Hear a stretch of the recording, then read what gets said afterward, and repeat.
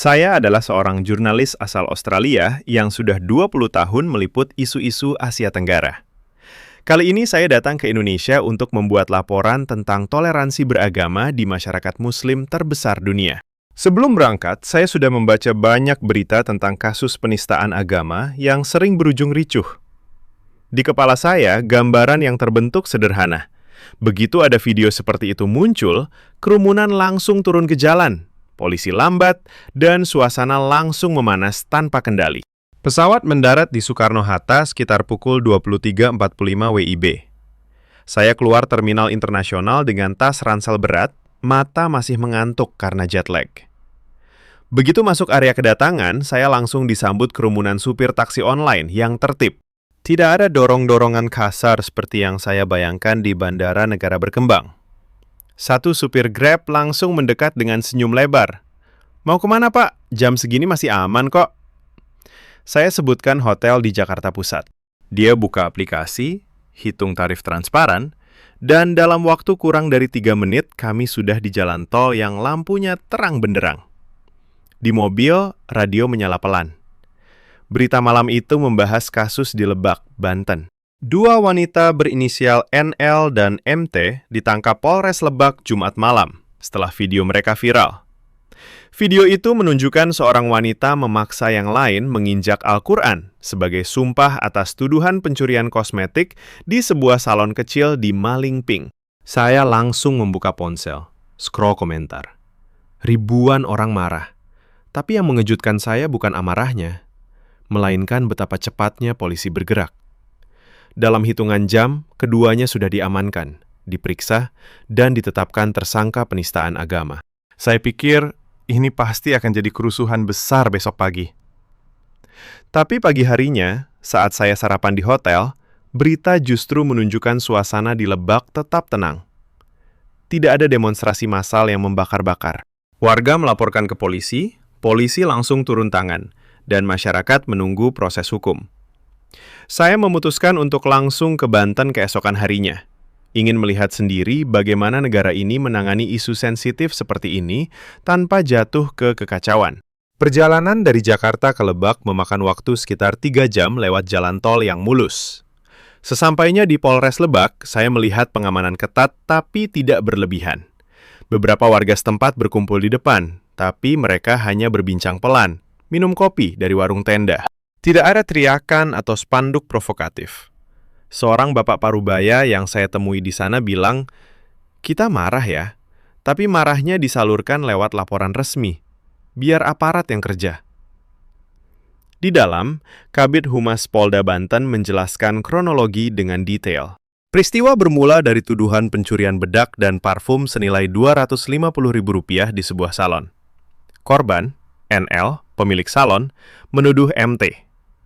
MT sudah bersumpah demi Allah bahwa dia tidak mencuri, tapi NL tetap memaksa. Dia mengambil mushaf Al-Quran, meletakkannya di lantai, dan meminta MT menginjaknya sambil direkam. Video itu kemudian tersebar luas, memicu kemarahan publik. Polisi bergerak cepat Jumat malam, mengamankan keduanya, melakukan gelar perkara, dan menetapkan mereka sebagai tersangka. Proses hukum berjalan sesuai undang-undang, dengan ancaman pidana hingga 5 tahun penjara. Saya bertanya pada seorang polisi yang bertugas di sana, "Kenapa bisa secepat ini?" Dia menjawab singkat, "Karena ini soal kehormatan kitab suci umat. Kami tidak mau ada yang main hakim sendiri. Masyarakat juga paham. Mereka laporkan, kami tindak." Di luar gedung, saya lihat beberapa ibu-ibu dari majelis taklim setempat datang membawa makanan untuk petugas. Mereka tidak teriak-teriak, hanya bilang, "Terima kasih sudah cepat tanggap, Pak." Malam harinya saya menginap di penginapan kecil dekat Malingping. Pemiliknya, seorang bapak yang ramah, mengajak ngobrol di teras sambil minum teh hangat. Dia cerita bahwa di kampungnya, meski mayoritas Muslim, ada tetangga Kristen dan Hindu yang hidup berdampingan puluhan tahun. Kalau ada yang salah, kami selesaikan lewat musyawarah dulu. Tapi kalau sudah menyangkut kitab suci, ya wajar kalau polisi yang ambil alih. Itu untuk melindungi semua pihak, supaya tidak ada yang terluka. Keesokan paginya saya kembali ke lokasi salon yang jadi tempat kejadian. Bangunannya sederhana, cat dinding sudah agak pudar, tapi lantainya bersih. Beberapa tetangga sedang duduk di depan warung. Mereka mengenali saya sebagai orang asing dan langsung menyapa.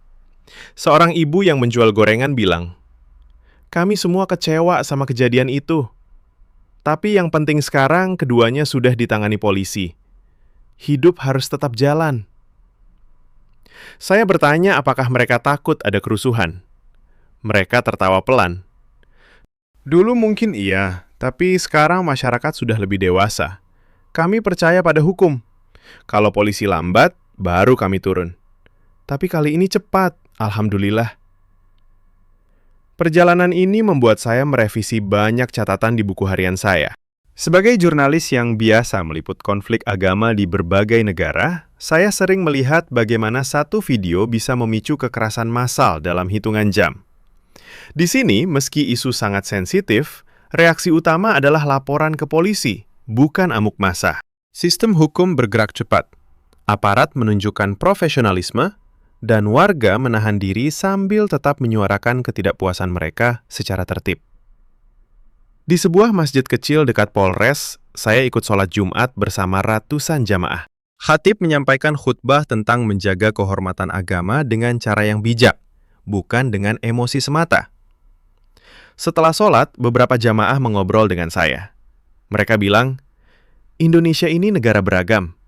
Kami belajar dari sejarah bahwa kekerasan hanya bikin luka baru. Lebih baik percaya pada proses hukum yang adil." Saya pulang ke Jakarta dengan pikiran yang jauh berbeda dari saat saya mendarat. Prasangka saya tentang masyarakat yang mudah meledak saat agama tersentuh ternyata tidak sepenuhnya benar. Tentu saja ada kemarahan, tentu saja ada kekecewaan mendalam. Tapi yang saya lihat adalah cara mereka menyalurkan itu. Lewat laporan resmi, lewat kepercayaan pada aparat, lewat sikap menahan diri demi menjaga ketertiban bersama. Di bandara saat akan pulang, saya kembali bertemu supir Grab yang sama seperti malam pertama. Dia tersenyum. "Gimana Pak liputannya? Indonesia aman kan?" Saya hanya bisa mengangguk dan menjawab, "Lebih dari yang saya kira." Kasus dua wanita di Lebak ini memang menyakitkan bagi banyak orang. Tapi, reaksi yang cepat, tertib, dan mengedepankan hukum menunjukkan kedewasaan yang sering tidak terlihat dari luar. Di tengah dunia yang semakin mudah terpecah oleh satu video, Indonesia mengingatkan saya bahwa ada cara lain untuk menjaga kehormatan yang suci. Dengan ketenangan, dengan prosedur, dan dengan kepercayaan bahwa keadilan akan ditegakkan tanpa harus mengorbankan kedamaian. Saya, sebagai orang asing yang datang dengan banyak keraguan, pulang dengan satu catatan penting di hati. Kadang, kekuatan sebuah bangsa tidak terlihat dari seberapa keras ia berteriak, tapi dari seberapa bijak ia menahan amarah demi kebaikan bersama. Saya masih berdiri di teras penginapan kecil itu. Teh hangat di tangan sudah mulai dingin. Bapak pemilik penginapan, yang tadi malam bercerita tentang tetangga berbeda agama, kini duduk di sebelah saya sambil memandang jalan desa yang sepi. Jam menunjukkan pukul 7.15 WIB. Matahari pagi di Malingping masih lembut, menyinari atap-atap rumah sederhana dan pohon kelapa yang bergoyang pelan.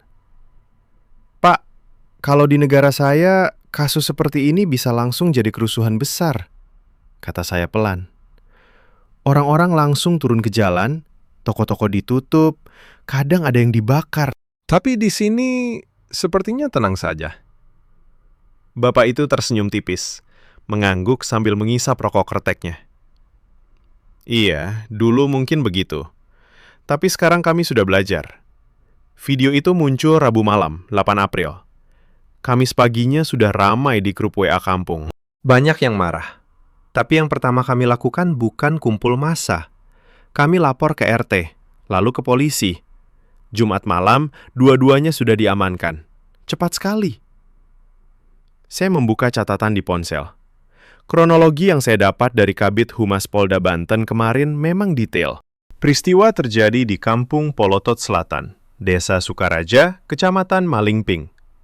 NL, pemilik salon kecil, kehilangan bedak dan parfum senilai sekitar Rp250.000. Dia curiga pada MT, seorang karyawan atau kenalan yang sering ke salon. MT bersumpah demi Allah tidak mencuri. Tapi NL tidak puas. Dia ambil mushaf Al-Quran dari rak, letakkan di lantai, dan paksa MT menginjaknya sambil direkam sebagai bukti sumpah. Video berdurasi pendek itu kemudian tersebar luas di media sosial. Yang membuat saya terkejut bukan hanya tindakannya yang sangat tidak pantas, tapi bagaimana respons masyarakat dan aparat. Tidak ada kelompok massa yang datang ke rumah NL atau MT malam itu. Tidak ada teriakan Allahu Akbar di jalan sambil membawa bambu runcing. Polisi dari Satreskrim Polres Lebak langsung bergerak Jumat malam 10 April. Mereka amankan keduanya dari kediaman masing-masing di Malingping. Sabtu pagi gelar perkara dilakukan. Sore harinya keduanya sudah ditetapkan sebagai tersangka penistaan agama. Saya memutuskan untuk mendatangi Polres Lebak lagi hari itu. Jam 9.30 saya tiba. Cuaca panas, tapi angin laut dari selatan Banten masih terasa sejuk. Di depan kantor polisi, tidak ada kerumunan besar. Hanya sekitar 20 warga, kebanyakan ibu-ibu dan bapak-bapak dari Majelis Taklim dan Karang Taruna. Mereka duduk di bawah pohon mangga, minum air mineral dari botol, berbincang pelan. Seorang ibu berkerudung putih mendekati saya. "Mas, dari luar ya? Liputan kasus ini?" tanyanya ramah. Saya mengangguk. "Kami kecewa berat, Mas. Kitab suci itu bukan mainan. Tapi kami percaya polisi. Mereka sudah kerja cepat. Kalau dulu, mungkin kami yang turun sendiri. Sekarang, lebih baik biar hukum yang bicara." Di dalam ruang humas, Ibtu Mustafa, Kasih Humas Polres Lebak, menerima saya dengan sopan. Dia jelaskan bahwa kedua tersangka kini berada di tahanan Polres. NL sebagai yang memaksa, dan MT yang terpaksa melakukan. Keduanya dijerat pasal 156A KUHP tentang penistaan agama, ancaman hingga 5 tahun penjara. "Kami tidak mau ada main hakim sendiri," katanya tegas. "Masyarakat marah, itu wajar. Tapi kami antisipasi sejak video viral. Patroli ditingkatkan, koordinasi dengan tokoh agama dan masyarakat dilakukan. Alhamdulillah, sampai sekarang situasi aman terkendali." Saya bertanya tentang motif. Dari keterangan polisi, NL benar-benar yakin MT mencuri. Emosinya memuncak karena kerugian kecil itu. Tapi cara yang dipilih sungguh salah kaprah.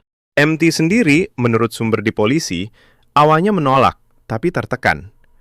Video itu direkam mungkin untuk bukti di mata NL sendiri, tapi malah menjadi bumerang besar. Keluar dari polisi, saya jalan kaki ke arah pasar kecil di Malingping. Jam 11.15 Warkan Wamang Bega. Suasana pasar biasa saja. Pedagang sayur berteriak tawaran. Ibu-ibu tawar-menawar dengan suara riang. Tidak ada pembicaraan keras tentang kasus itu di depan umum. Tapi ketika saya singgah di warung kopi, seorang pemuda yang mengenali saya sebagai orang asing langsung buka suara. "Mas, kasus itu bikin kami malu sebagai orang sini," katanya sambil menuang kopi hitam ke gelas saya. "Tapi yang penting, polisi cepat tanggap. Kalau tidak, bisa jadi ribut. Sekarang kami tunggu prosesnya. Yang salah harus dihukum, supaya ada efek jera. Tapi juga supaya tidak ada yang memprovokasi." Saya duduk di situ hampir 1 jam. Beberapa orang bergantian duduk, cerita tentang kehidupan sehari-hari di Lebak. Ada yang bilang salon NL sudah tutup sejak kejadian. Tetangga MT juga menjaga jarak. Tapi tidak ada ancaman atau intimidasi fisik. Mereka lebih banyak bicara tentang bagaimana kejadian kecil seperti tuduhan curi kosmetik bisa berujung pada penghinaan terhadap kitab suci. "Itu bukan cara Islam," kata seorang kakek yang duduk di bangku panjang. "Sumpah boleh, tapi bukan dengan injak Al-Quran. Itu sudah keterlaluan." Siang harinya, sekitar pukul 13.45 Wartiga Diam Bebagatu, saya kembali ke penginapan.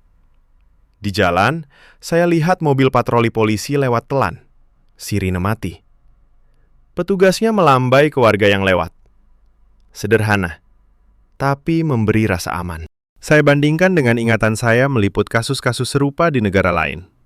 Seringkali polisi datang terlambat atau justru ikut memanas. Di sini, dari viral Rabu malam sampai penangkapan Jumat malam hanya butuh 2 hari. Dan masyarakat, meski marah, memilih menunggu. Malam itu, saya duduk lagi di teras dengan bapak pemilik penginapan. Televisi kecil menyala, berita lokal masih membahas kasus yang sama. Polda Banten imbau warga tidak terprovokasi. Tokoh agama setempat juga angkat suara. Ajak semua pihak tenang dan serahkan pada proses hukum. Mas, lihat sendiri kan, kata bapak itu. Kami bukan tidak marah, hati ini sakit. Tapi amarah yang tidak terkendali hanya bikin masalah baru. Di Indonesia, kami punya Pancasila. Kami punya hukum. Itu yang kami pegang. Saya mengangguk pelan. Prasangka saya sebagai jurnalis asing mulai retak lebih dalam. Saya datang dengan bayangan bahwa di negara dengan penduduk muslim terbesar, satu video penghinaan agama pasti memicu chaos. Tapi yang saya temui adalah kedewasaan kolektif.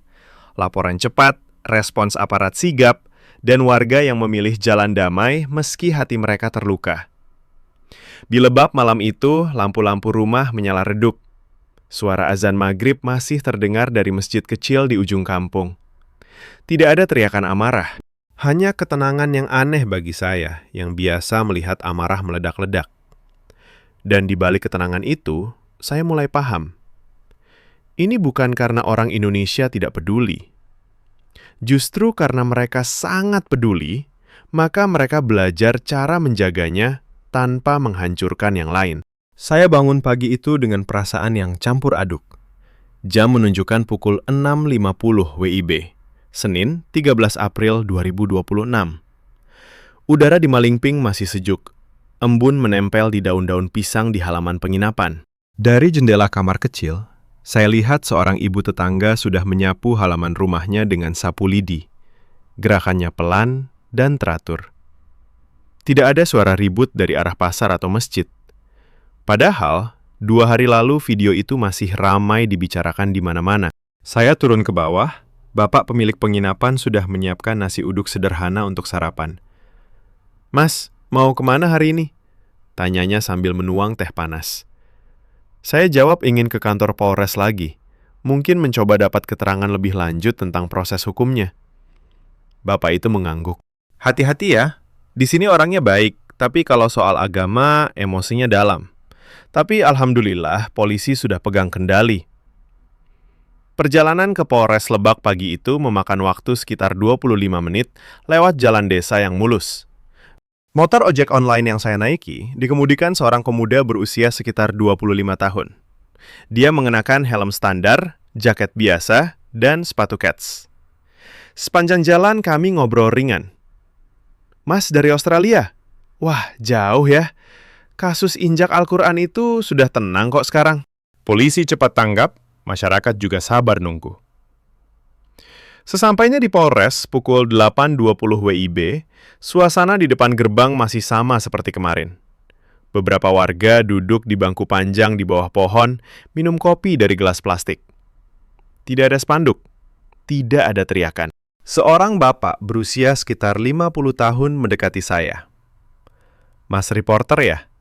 Kemarin juga lihat Mas di sini. Saya mengangguk. Dia lanjut.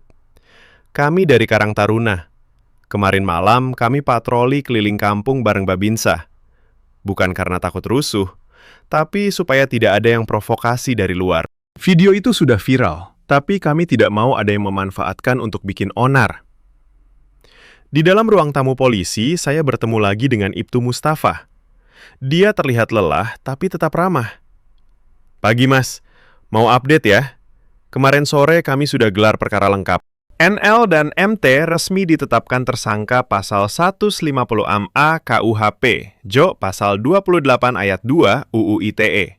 Keduanya ditahan di tahanan Polres Lebak. Pemeriksaan masih berlanjut untuk motif dan saksi-saksi. Saya tanya detail kronologi lagi. Ibtu Mustafa jelaskan dengan sabar. Peristiwa terjadi Rabu 8 April 2026. Sekitar siang hari di salon kecil milik NL di Kampung Polotot Selatan. NL kehilangan bedak dan parfum senilai Rp250.000. Dia curiga pada MT yang datang ke salon. MT sudah bersumpah demi Allah bahwa dia tidak mengambil barang itu. Tapi NL tidak percaya. Dalam keadaan emosi, NL mengambil mushaf Al-Quran dari rak kecil di sudut ruangan, meletakkannya di lantai, dan memaksa MT menginjaknya sambil direkam sebagai sumpah terakhir. MT dalam kondisi tertekan menyanggupi. Video pendek itu kemudian diunggah atau tersebar, entah oleh siapa, dan meledak di media sosial Rabu malam. Yang membuat kami gerak cepat adalah potensi gangguan Kamtibmas, kata Ibtu Mustafa. Jumat malam 10 April, tim Satreskrim langsung amankan NL dan MT dari rumah masing-masing. Sabtu pagi gelar perkara. Sore harinya status tersangka. Minggu kemarin kami sudah koordinasi dengan Polda Banten untuk pengamanan ekstra. Sampai sekarang, tidak ada kerumunan massa. Masyarakat melapor, kami tindak, selesai. Di koridor, saya lihat seorang petugas wanita sedang berbicara dengan keluarga salah satu tersangka yang datang membawa pakaian ganti. Suaranya pelan, sopan. Ibu tenang saja, proses hukum sedang berjalan. Kami pastikan adil. Siang harinya, sekitar pukul 12.40 WIB, saya memutuskan jalan ke masjid terdekat di Malingping untuk sholat zuhur. Masjidnya kecil, cat putih agak kusam, tapi halamannya bersih. Jamaah yang datang kebanyakan lelaki paruh baya dan pemuda. Setelah sholat, seorang ustadz muda mendekati saya. "Mas dari luar negeri, silahkan duduk dulu, minum air." Kami ngobrol di serambi masjid. Dia cerita bahwa Jumat lalu khutbah di masjid ini memang menyentuh kasus itu. Kami ajak jamaah untuk tidak emosi berlebihan. Penistaan agama memang berat, tapi hukum negara yang harus bekerja. Kalau kita main hakim sendiri, nanti malah jadi fitnah baru. Ustadz itu lanjut. Di Indonesia, kami hidup berdampingan dengan banyak agama. Kalau setiap kali ada yang salah, langsung ricuh. Kapan majunya negara ini? Yang penting, pelaku sudah ditangkap. Sekarang kami doakan proses hukum berjalan adil, dan masyarakat tetap tenang. Sore menjelang pukul 16.15 WIB, saya kembali ke penginapan. Di warung depan, beberapa ibu sedang duduk mengobrol sambil mengupas singkong. Mereka kenal saya sudah. Satu ibu bilang, "Mas, kami semua kecewa sama NL. Tapi MT juga kasihan, dia terpaksa. Yang penting sekarang keduanya di polisi. Kami tidak mau ada yang sakit hati lebih dalam. Hidup di kampung ini harus tetap damai." Malam harinya, jam 20.30 WIB, saya duduk di teras lagi dengan bapak pemilik penginapan. Televisi menayangkan berita nasional yang masih singgung kasus Lebak. Polda Banten imbau seluruh masyarakat tidak terprovokasi. Serahkan sepenuhnya pada proses hukum. Bapak itu menggeleng pelan. Lihat mas, dulu tahun-tahun lalu mungkin beda. Tapi sekarang, orang sudah lebih paham. Ada HP, ada medsos, tapi ada juga akal sehat. Kalau langsung turun massa, siapa yang rugi? Toko tutup, anak-anak ketakutan, ekonomi kampung terganggu. Saya diam sejenak. Sebagai jurnalis yang pernah meliput kerusuhan agama di berbagai tempat, saya biasa melihat api amarah yang cepat membesar. Tapi di Lebak ini, amarah itu seperti disalurkan ke dalam pipa yang tertata. Laporan ke RT, ke polisi, patroli bersama, khutbah yang menenangkan. Tidak ada ledakan, tapi ada gerakan yang terukur. Di ujung kampung, lampu jalan menyala satu persatu. Suara motor lewat pelan. Sesekali terdengar tawa anak-anak bermain di halaman. Saya buka ponsel, scroll komentar di berita online. Masih banyak yang marah, tapi mayoritas mengatakan biar polisi yang tangani atau jangan provokasi. Tidak ada ajakan demonstrasi besar-besaran. Malam itu, sebelum tidur, saya tulis di buku catatan. Hari ini saya melihat bagaimana sebuah masyarakat yang sangat mencintai kitab sucinya justru memilih menjaganya dengan cara yang paling dewasa. Percaya pada sistem, menahan diri, dan tetap menjalani hidup. Bukan karena tidak sakit hati, tapi karena tahu bahwa amarah buta hanya akan melukai lebih banyak orang. Prasangka saya sebagai orang asing semakin terkikis. Saya datang dengan bayangan chaos, tapi yang saya temui adalah ketenangan yang kuat, dibangun dari kebiasaan sehari-hari. Patroli bersama, musyawarah, dan kepercayaan bahwa hukum akan berbicara. Saya memutuskan untuk tidak langsung kembali ke Polres pagi itu. Jam Setor Jurat Terjasat WIB, Senin 13 April 2026, saya naik ojek online lagi menuju Kampung Polotot Selatan, Desa Sukaraja. Jalan desa masih basah oleh embun. Motor meluncur pelan melewati sawah-sawah kecil yang hijau dan rumah-rumah panggung sederhana. Angin pagi membawa bau tanah basah bercampur asap kayu dari dapur warga yang sedang memasak. Sesampainya di kampung, suasana terasa biasa saja. Anak-anak kecil berlarian menuju sekolah dasar dengan tas ransel lusuh. Ibu-ibu menyapu halaman sambil mengobrol pelan. Salon milik NL terlihat tertutup rapat. Pintu besi digembok, jendela ditutup kain. Tidak ada kerumunan di depannya. Hanya seorang bapak tua yang duduk di warung kopi seberang jalan, mengisap rokok sambil memandang ke arah sana. Saya mendekat, memesan kopi hitam. Bapak itu langsung menyapa. "Mas, dari mana? Liputan kasus salon ya?" Saya mengangguk. Dia menggeleng pelan. Kasian. NL itu orang sini, biasanya ramah. Tapi kali ini keterlaluan. Barangnya cuma 250.000, bedak sama parfum. MT tetangga dekat, sering ke salon. Tapi memaksa injak Al-Quran, itu sudah di luar batas. Dia cerita lebih lanjut. Peristiwa terjadi Rabu siang 8 April. NL kehilangan barang pesanan online di salonnya. Dia curiga MT yang datang pagi itu. MT menyangkal, sudah bersumpah biasa. Tapi NL emosi. Ambil mushaf kecil dari rak dekat meja rias, letakkan di lantai salon yang berkeramik dingin. "Injak ini, kalau kamu tidak ambil," kata NL dalam video yang kini sudah saya tonton berulang kali. MT memakai daster rumah, berdiri ragu sebentar, lalu menginjak mushaf itu sambil mengucap sumpah. Video berdurasi sekitar 30 detik itu direkam oleh NL sendiri, lalu entah bagaimana tersebar Rabu malam. Warga kampung tahu dari grup WA malam itu.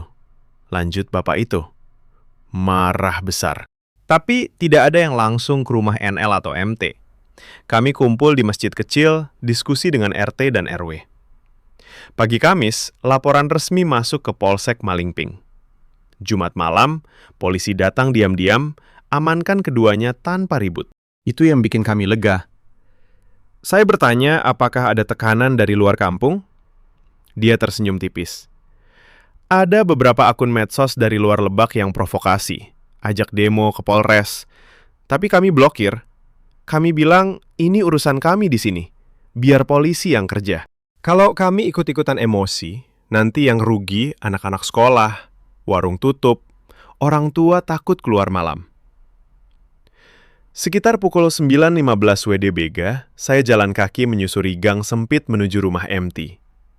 Rumahnya sederhana, cat dinding biru pudar, halaman kecil dengan pot bunga kering.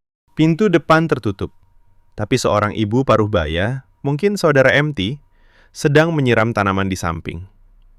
Dia melihat saya, ragu sebentar, lalu menyapa sopan. "Mas mau tanya soal Meta ya? Dia sudah di polisi. Kami keluarga juga syok. Meta bilang dia terpaksa, takut dimarahi terus. Tapi kami terima. Salah ya, salah. Sekarang kami doakan prosesnya adil." Ibu itu tidak banyak bicara. Dia hanya bilang bahwa sejak Jumat malam, tidak ada yang datang mengganggu rumah mereka. Bahkan tetangga yang marah pun hanya lewat tanpa komentar kasar. Kami sudah minta maaf ke warga lewat RT. Hidup harus lanjut. Siang harinya, pukul 12.50, saya kembali ke masjid kecil yang kemarin saya kunjungi. Jamaah zuhur sudah mulai berdatangan.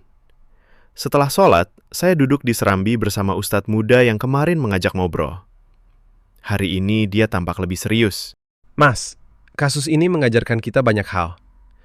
NL mungkin hanya ingin bukti cepat, tapi cara yang dipilih menghina kitab suci umat.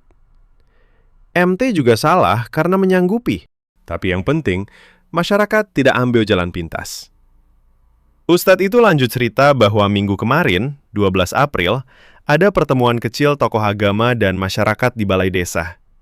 Mereka sepakat untuk tidak demonstrasi besar. Kami kirim surat dukungan ke Polres, minta proses cepat dan transparan. Polda Banten juga sudah imbau lewat media, jangan terprovokasi.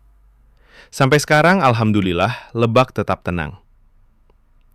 Sore menjelang pukul 16.40 WIB, saya singgah di sebuah warung makan sederhana di pinggir jalan utama Malingping. Pemiliknya, seorang ibu berusia sekitar 45 tahun, menyajikan nasi goreng spesial dengan kerupuk udang. Saat saya makan, dia duduk sebentar di depan. "Mas, dari Australia?" "Wah, berita kasus itu sampai ke sana ya? Kami di sini malu sekali. Tapi polisi cepat sekali, Jumat malam sudah aman." Kalau di kota besar mungkin beda, tapi di kampung kami orang masih saling kenal. Amarah ada, tapi kami tahan. Dia cerita bahwa salon NL biasanya ramai.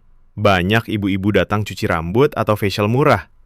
Sekarang tutup, tapi warga tidak boikot secara kasar. Kami kasihan sama keluarganya juga. Yang penting pelajaran buat semua. Urusan kecil jangan dibawa ke yang suci. Malam itu jam 20.45 WIB, saya kembali ke penginapan. Bapak pemilik sudah menunggu di teras dengan 2 gelas teh hangat. Televisi menayangkan update berita.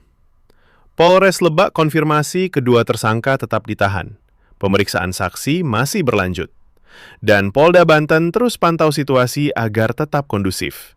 Tidak ada laporan kerusuhan dimanapun. Bapak itu menghela napas. "Lihat Mas, ini Indonesia." Bukan berarti kami tidak marah. Hati kami sakit melihat video itu. Tapi kami punya cara sendiri. Lapor polisi, tunggu proses, jaga kampung tetap aman.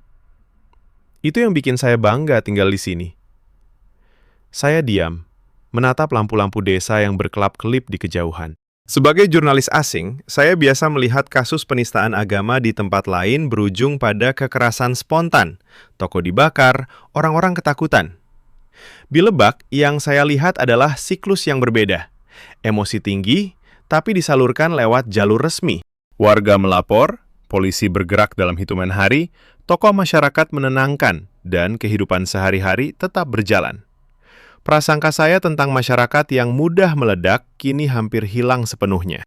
Yang tersisa adalah kekaguman pada cara mereka menjaga keseimbangan. Mencintai agama dengan dalam, tapi juga menjaga kedamaian bersama dengan bijak. Di kampung kecil ini, di tengah tuduhan curi kosmetik yang sepele, sebuah pelajaran besar muncul. Kehormatan yang sejati bukan diukur dari seberapa keras amarah, tapi dari seberapa tenang kita menjaganya. Saya memutuskan untuk mendalami sisi keluarga dan masyarakat sekitar lebih jauh. Selasa pagi, 14 April 2026, jam 7.45 WIB, saya kembali ke kampung Polotot Selatan dengan ojek online yang sama. Kali ini saya minta diantar ke balai desa. Jalan masih sepi. Hanya sesekali truk kecil lewat mengangkut sayur dari sawah. Udara pagi membawa aroma kopi yang baru diseduh dari warung-warung kecil di pinggir gang. Balai desa adalah gedung sederhana dengan cat kuning pudar dan bendera merah putih berkibar pelan di tiang depan. Beberapa perangkat desa sudah datang, duduk di kursi plastik sambil membahas agenda harian. Ketua RT setempat, seorang bapak berusia sekitar 55 tahun bernama Pak Hadi, menyambut saya dengan tangan hangat.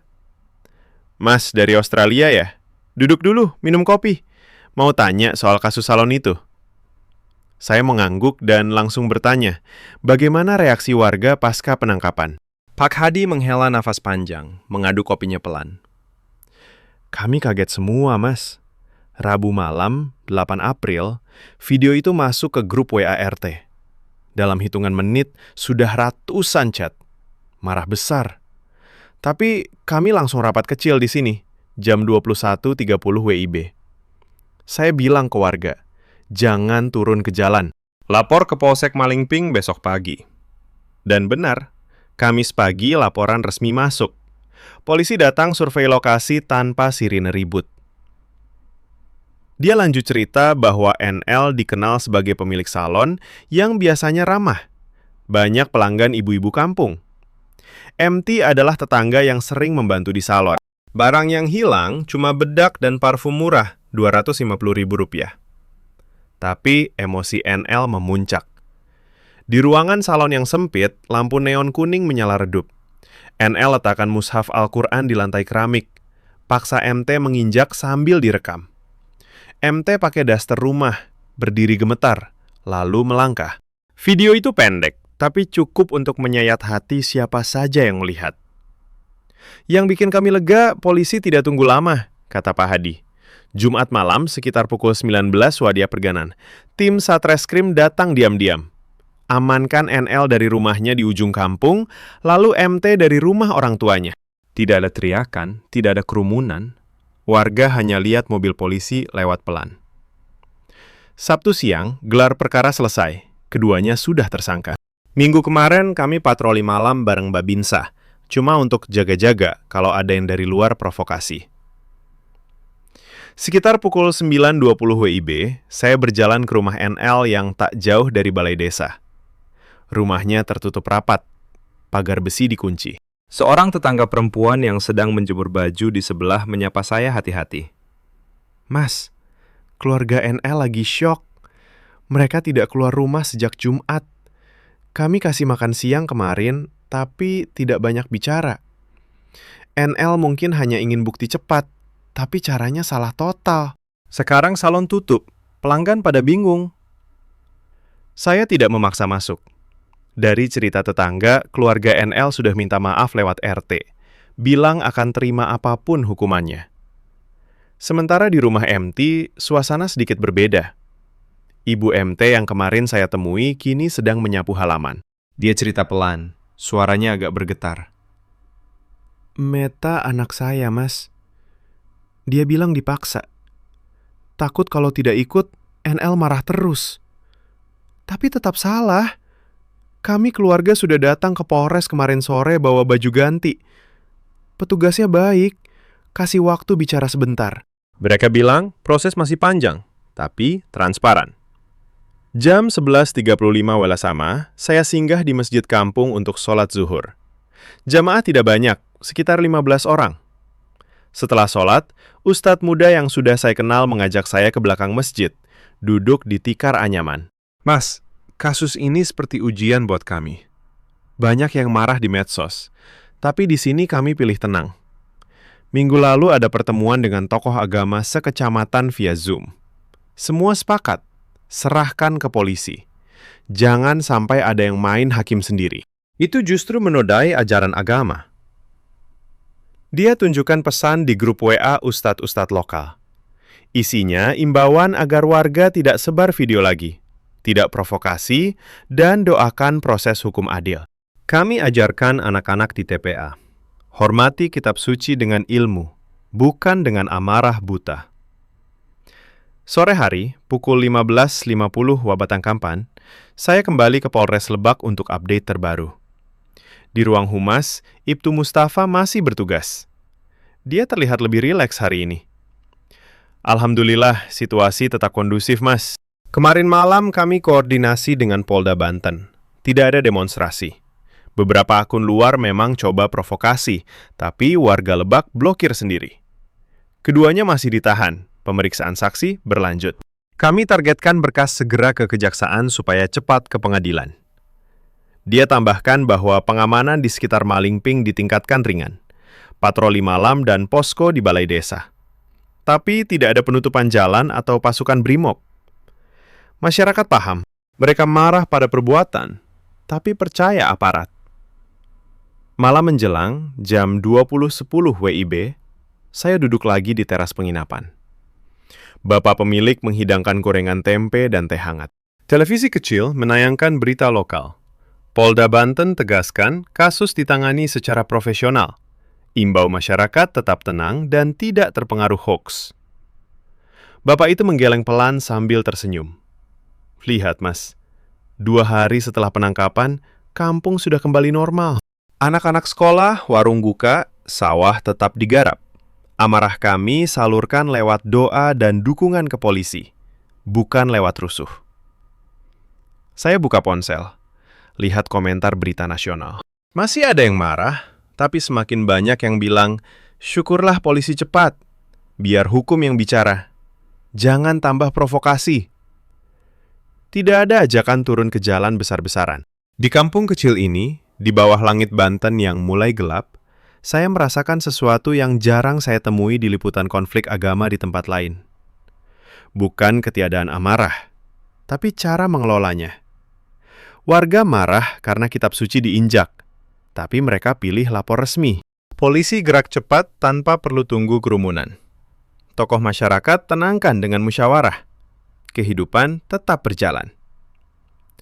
Sebagai jurnalis asing yang datang dengan banyak prasangka, saya mulai melihat pola yang lebih besar. Di tengah tuduhan curi kecil yang berujung pada kesalahan besar, Indonesia menunjukkan mekanisme pertahanan yang halus tapi kuat, kepercayaan pada hukum, kebiasaan menahan diri, dan kesadaran bahwa kekerasan hanya akan melahirkan luka baru.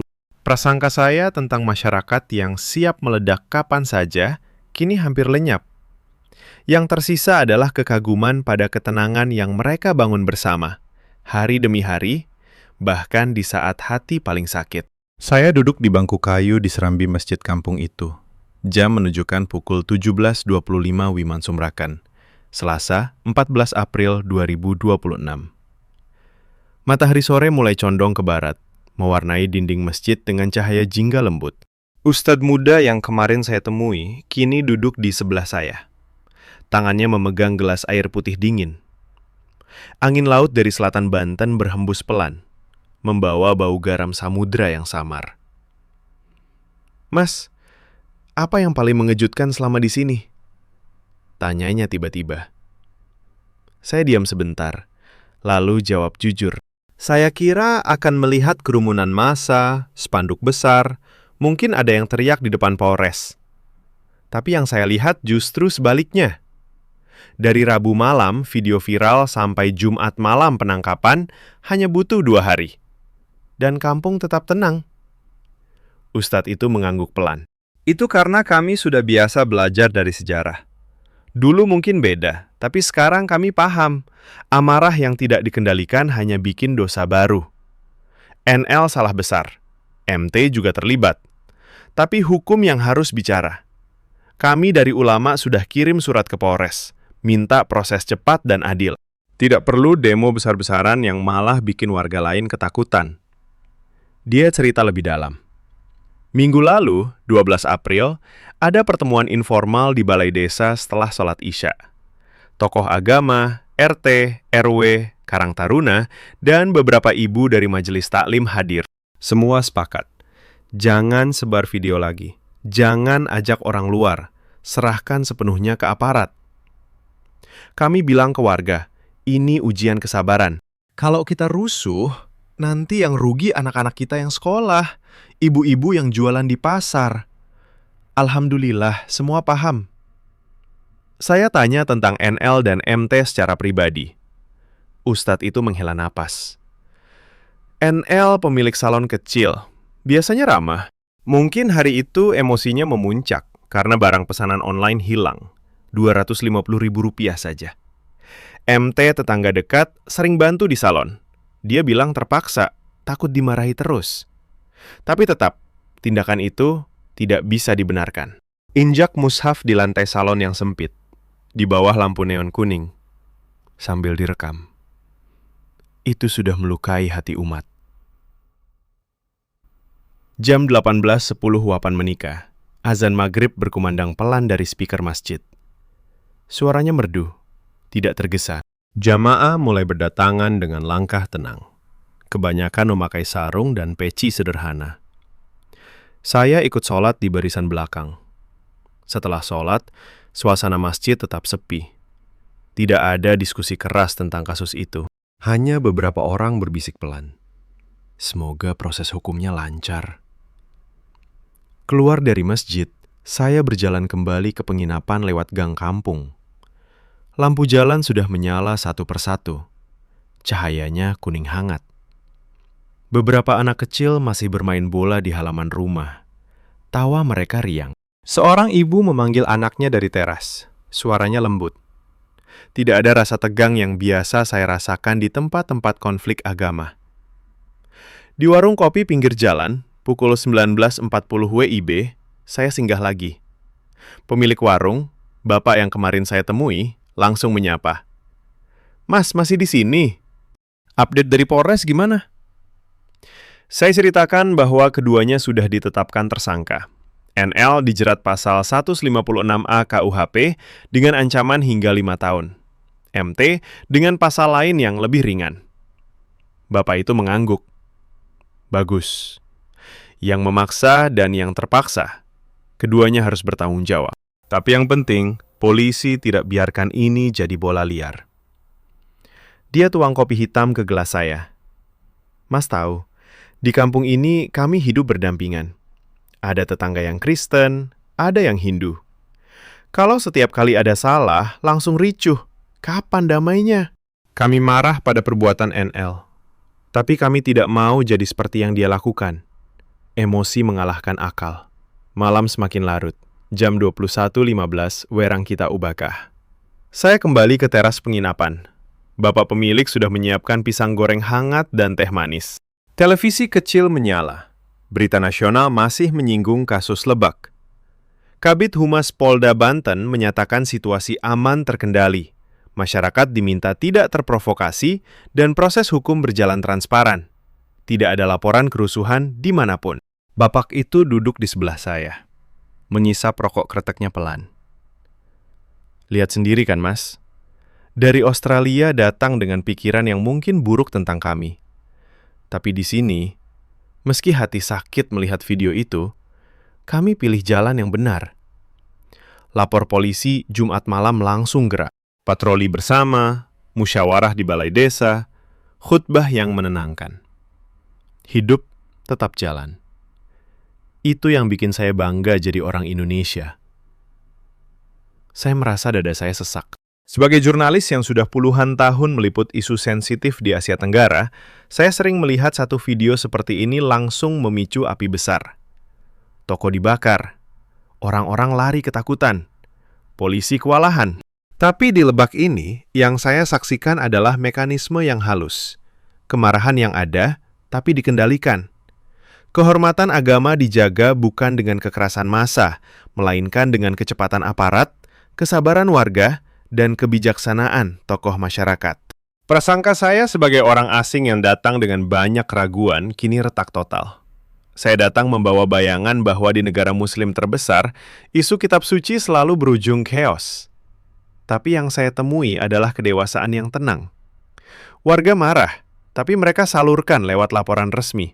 Polisi gerak cepat, tanpa perlu tunggu kerumunan. Umat tetap sholat, anak-anak tetap bermain, sawah tetap digarap. Di malam yang sejuk di Malingping, di bawah langit bertabur bintang, saya tulis di buku catatan dengan tangan yang agak gemetar. Hari ini saya belajar bahwa kekuatan sejati bukan terletak pada seberapa keras kita berteriak ketika terluka, tapi pada seberapa bijak kita menahan luka itu demi kebaikan yang lebih besar. Indonesia. Lewat cara sederhana di sebuah kampung kecil di Lebak, mengajarkan saya pelajaran yang tidak akan saya lupakan. Saya yang dulu skeptis, kini mulai mengerti mengapa negara ini bisa bertahan di tengah keragaman yang begitu kompleks. Bukan karena sempurna, tapi karena ada kebiasaan sehari-hari yang membangun ketahanan. Musyawarah, kepercayaan pada hukum, dan cinta yang dalam pada yang suci diwujudkan dengan cara yang damai. Saya berdiri di depan gerbang Polres Lebak Rabu pagi, 15 April 2026, jam 8.55 WIB. Langit masih mendung tipis. Angin bertiup sejuk dari arah pantai. Tidak ada kerumunan baru di depan. Hanya 2 petugas jaga yang berdiri santai di pos. Dan seorang ibu paruhbaya duduk di bangku tunggu sambil memegang bungkusan plastik berisi makanan. Suasana begitu biasa, seperti kantor pemerintahan kecil di hari biasa. Saya masuk setelah izin dan langsung bertemu Ibtu Mustafa di ruang humas. Dia tersenyum lelah, tapi tetap ramah. Mata agak merah karena lembur. Mas, masih di Lebak? Update hari ini. Berkas perkara NL dan MT sudah kami lengkapi. Kemarin sore kami kirim ke kejaksaan. Proses sidang kemungkinan segera. Keduanya tetap ditahan di tahanan Polres. Dia jelaskan lagi dengan suara pelan. NL, pemilik salon, yang memaksa. MT, yang terpaksa menginjak. Peristiwa Rabu 8 April siang di salon kecil itu. NL curiga MT ambil bedak dan parfum 250.000. MT tolak mengaku. NL ambil mushaf dari rak, letakkan di lantai. Paksa MT injak sambil direkam. Kata-kata celaka Meta sekeluarga terdengar jelas di video. Rekaman itu menyebar Rabu malam. Marah publik langsung membuncah di grup-grup WA. Tapi lihat sendiri, Mas, kata Ibtu Mustafa. Dari viral sampai penangkapan Jumat malam 10 April, hanya 2 hari. Kami gerak diam-diam malam itu. Amankan keduanya dari rumah masing-masing tanpa gangguan. Sabtu gelar perkara. Minggu tetapkan tersangka. Sekarang Rabu, berkas sudah ke kejaksaan. Masyarakat? Tenang. Mereka pantau lewat berita, tapi tidak turun ke jalan. Saya bertanya kenapa bisa secepat itu. Dia jawab singkat. Karena ini soal kitab suci. Kami prioritaskan. Koordinasi dengan Polda Banten sejak Kamis pagi. Patroli ditingkatkan. Tokoh agama dan desa kami libatkan. Warga Lebak sendiri yang bilang, biarkan polisi kerja. Tidak ada yang mau tambah masalah. Keluar dari Polres pukul 10.20 WIB, saya naik ojek online ke Balai Desa Sukaraja lagi. Di sana, Pak Hadi, Ketua RT, sedang rapat kecil dengan beberapa warga. Mereka lihat saya, langsung ajak duduk. Mas, berkas sudah ke kejaksaan ya? Bagus. Kami kemarin malam rapat lagi di sini. Semua setuju. Jangan ada demo. Kalau ada yang dari luar coba provokasi di medsos, kami blokir dan lapor. Seorang ibu dari majelis taklim ikut bicara. Kami marah ya, Mas. Tapi marahnya kami tahan. NL salah, MT juga. Tapi anak-anak kami masih sekolah, warung masih buka. Kalau ricuh siapa yang rugi? Kami lebih pilih kirim doa dan dukungan ke polisi lewat surat resmi dari desa. Siang hari, pukul 13.10 Wasat Banggulubega, saya kembali ke masjid kampung. Jamaah zuhur sudah mulai berkumpul. Setelah sholat, Ustadz muda mengajak saya ke belakang, duduk di bawah pohon mangga. Mas, kemarin kami dapat kabar dari Polres. Proses cepat. Kami syukuri. Di khutbah Jumat nanti, kami akan ingatkan lagi. Menjaga kehormatan agama itu dengan ilmu dan kesabaran, bukan dengan emosi yang membabi buta. Dia cerita bahwa beberapa hari ini ada yang coba sebar hoaks di medsos, bilang ada rencana demo besar. Tapi warga kampung langsung klarifikasi di grup. Kami bilang cukup, polisi sudah kerja, jangan tambah fitnah. Sore menjelang, pukul 16.35 WIB, saya jalan kaki ke warung makan yang biasa saya singgahi. Ibu pemilik warung menyajikan es teh manis dan goreng tahu. Mas, saya dengar berkas sudah lanjut, alhamdulillah. Salon NL masih tutup, tapi kami tidak boikot kasar. Keluarganya juga sedang susah. Yang penting pelajaran buat semua. Urusan curi kecil jangan dibawa ke yang suci. Dia lanjut dengan suara pelan. Dulu mungkin kami langsung kumpul massa, sekarang kami sudah tahu. Hukum negara ini bisa kerja kalau kami beri kesempatan. Dan polisi di Lebak ini cepat tanggap.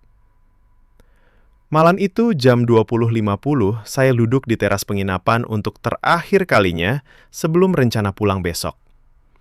Bapak pemilik menghidangkan kopi hitam pekat. Televisi menayangkan update. Polda Banten pastikan proses hukum transparan. Masyarakat diminta tetap tenang. Tidak ada berita kerusuhan. Bapak itu mengisap rokoknya pelan lalu bilang, Mas, dari Australia datang dengan pikiran apa? Mungkin bayangin kami orang yang mudah meledak kalau agama tersentuh. Tapi lihat sendiri, video itu menyakitkan kami semua. Tapi kami pilih lapor, tunggu, dan jaga kampung tetap damai. Itu bukan karena lemah, justru karena kami kuat menahan diri demi anak cucu kami nanti. Saya merasa ada sesuatu yang bergeser dalam diri saya. Sebagai jurnalis asing yang biasa melihat konflik agama berubah jadi kekerasan dalam hitungan jam, saya datang ke Lebak dengan banyak keraguan. Tapi selama hampir seminggu di sini, yang saya saksikan adalah kebalikannya. Warga marah besar pada tindakan NL yang memaksa MT menginjak mushaf hanya karena tuduhan curi kosmetik kecil. Tapi amarah itu tidak dibiarkan meledak jadi kerumunan yang rusuh. Mereka laporkan ke RT, ke polisi. Polisi gerak Jumat malam tanpa tunggu masa. Tokoh agama dan desa tenangkan lewat musyawarah dan khutbah. Kehidupan sehari-hari, anak sekolah, ibu jualan, sawah digarap, tetap berjalan. Di tengah dunia yang semakin cepat terbakar oleh satu video pendek, Lebak menunjukkan cara lain. Kehormatan kitab suci dijaga dengan kecepatan aparat, kesabaran warga, dan kebijaksanaan bersama. Bukan dengan teriakan di jalan, tapi dengan ketenangan yang dalam. Saya tutup buku catatan malam itu dengan tulisan terakhir. Saya datang sebagai orang luar yang skeptis. Saya pulang dengan hati yang penuh hormat. Indonesia, lewat cara sederhana di sebuah kampung kecil di Banten, mengajarkan bahwa kekuatan sejati adalah kemampuan menahan amarah demi kebaikan yang lebih besar. Besok saya akan kembali ke Jakarta, lalu pulang ke Australia. Tapi cerita ini akan saya bawa pulang. Bukan sebagai berita sensasi, tapi sebagai pelajaran hidup. Kadang, bangsa yang paling kuat adalah yang paling tenang saat hatinya paling sakit. Saya berdiri di ruang tunggu Bandara Soekarno-Hatta, Kamis sore 16 April 2026, jam 15.40 WIB. Tas ransel sudah dicek, boarding pass di tangan. Tapi pikiran saya masih tertinggal di kampung kecil Malingping. Pesawat ke Sydney baru lepas landas pukul 18.25. Saya duduk di kursi plastik, mata memandang layar ponsel yang masih menampilkan berita terbaru tentang kasus NL dan MT. Berkas perkara sudah dilimpahkan ke kejaksaan. Proses sidang akan segera dimulai. Ancaman hukuman untuk NL hingga 5 tahun penjara, MT lebih ringan. Situasi di Lebak tetap tenang, tidak ada laporan kerusuhan baru. Saya tersenyum sendiri. 2 minggu lalu, saat pesawat mendarat di Jakarta malam-malam, saya adalah orang asing yang penuh prasangka. Sebagai jurnalis Australia yang sering meliput isu agama di Asia, saya sudah siap melihat kerumunan massa, teriakan di jalan, mungkin asap knalpot bercampur bau ban terbakar. Satu video penghinaan terhadap Al-Quran di negara Muslim terbesar pasti akan meledak. Tapi yang terjadi justru sebaliknya. Dan itu mengubah cara saya melihat Indonesia selamanya. Saya ingat kembali malam pertama di Lebak. Jam 21.15 Remu Puntak Mawah, duduk di teras penginapan dengan bapak pemilik yang ramah. Dia bilang, "Kami marah, tapi kami tahan." Saya kira itu hanya omongan biasa. Tapi hari demi hari, saya melihat sendiri bagaimana kalimat itu diwujudkan. Rabu malam 8 April, video viral. Kamis pagi, warga kumpul di balai desa, bukan di jalan. Laporan resmi masuk. Jumat malam 10 April, polisi datang diam-diam, amankan NL dan MT dari rumah masing-masing. Sabtu gelar perkara, Minggu tetapkan tersangka, Selasa berkas ke kejaksaan. Hanya hitungan hari, tanpa satu pun toko dibakar, tanpa satu pun demonstrasi massal yang ricuh. Di kampung Polotot Selatan, saya melihat salon kecil itu tertutup rapat. Lantai keramik di dalamnya yang dingin, lampu neon kuning redup, rak kecil tempat mushaf disimpan. Semua detail itu masih terbayang. NL, pemilik salon, yang emosinya memuncak karena tuduhan curi bedak dan parfum Rp250.000. MT, yang berdiri gemetar dalam daster rumah, terpaksa melangkah menginjak mushaf sambil mengucap sumpah. Tindakan itu salah besar. Video pendek itu menyayat hati siapa saja yang melihat. Tapi reaksi masyarakat justru menjadi pelajaran. Saya ingat Pak Hadi, ketua RT, duduk di balai desa sambil mengaduk kopi. Kami marah, tapi kami bilang ke warga, jangan turun ke jalan, biar polisi yang kerja. Saya ingat ustadz muda di serambi masjid. Suaranya tenang saat sholat zuhur. Kami ajak jamaah sabar. Penistaan memang berat, tapi kekerasan akan melahirkan luka baru. Saya ingat ibu-ibu majelis taklim yang datang ke Polres bawa makanan untuk petugas, bukan untuk teriak-teriak. Saya ingat pemuda ojek yang bilang, "Kami blokir provokasi dari luar. Ini urusan kami di sini." Itu semua bukan kebetulan. Itu kebiasaan yang terbangun bertahun-tahun. Musyawarah di balai desa pukul 21.30 malam. Patroli bersama Babinsa tanpa sirine ribut. Khutbah Jumat yang menenangkan, bukan memprovokasi. Pesan di grup WA RT yang cepat klarifikasi hoaks. Semua bergerak seperti mesin yang sudah terlatih. Emosi ada, tapi disalurkan ke jalur yang benar. Laporan resmi. Kepercayaan pada aparat. Kesabaran demi anak-anak yang masih sekolah, dan warung yang harus tetap buka. Saya bandingkan dengan ingatan saya di negara lain. Satu video serupa, dalam hitungan jam sudah ada massa di jalan. Polisi kewalahan, toko-toko ditutup paksa. Di sini, polisi gerak cepat, masyarakat menahan diri, kehidupan tetap mengalir.